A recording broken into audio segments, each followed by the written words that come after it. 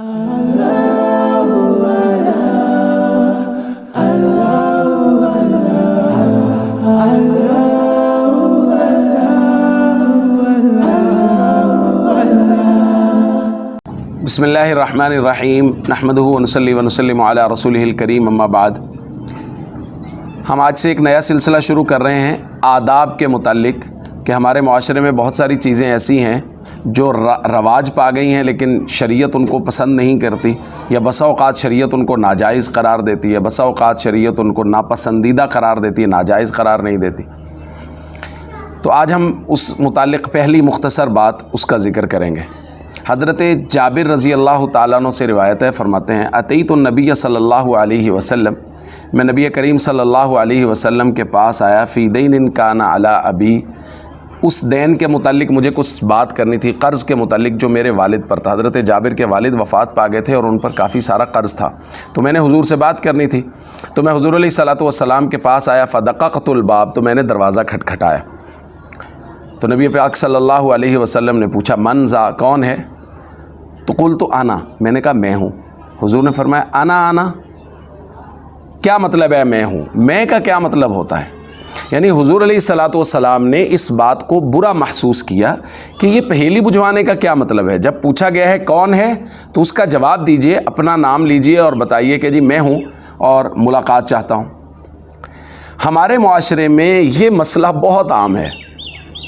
अब चूँकि हमारे यहाँ फ़ोन का ज़माना है तो फ़ोन किया जाता है, अस्सलाम वालेकुम, बसा औक़ात अब सलाम का भी रिवाज ख़त्म हो गया, इस पे हम बात करेंगे इंशाल्लाह।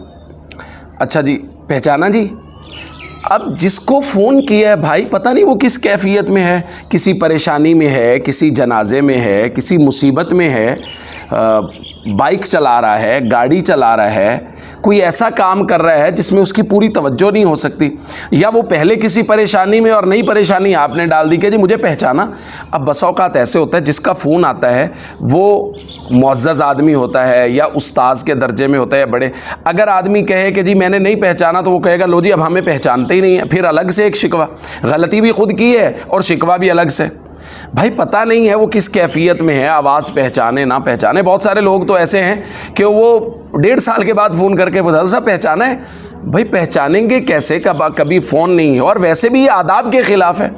अब अगर आप हफ़्ते में एक मरतबा भी रब्ता करते हैं तो आपको पहचान भी लिया जाता है। या दरवाज़ा खटखटाया, दरवाज़ा खटखटा के अंदर से आवाज़ दी कौन है जी? कहा मैं हूँ। भाई मैं कौन है?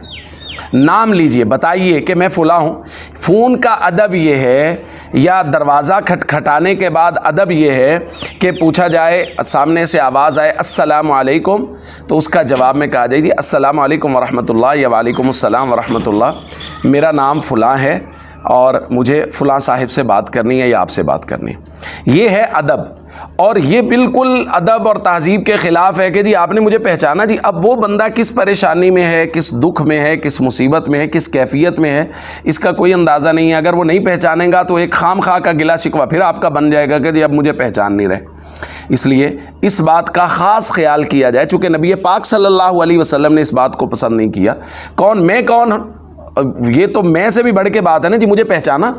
इसलिए कहा जाए, अपना नाम बताया जाए, ताकि सामने वाला बंदा किसी भी हालत में है तो जब आपका नाम आएगा तो वो आपको पहचान लेगा, बाद में आपके गिले और शिकवे की जगह भी नहीं बनेगी। व आखिर दावाना अनिल हम्दुलिल्लाहि रब्बिल आलमीन।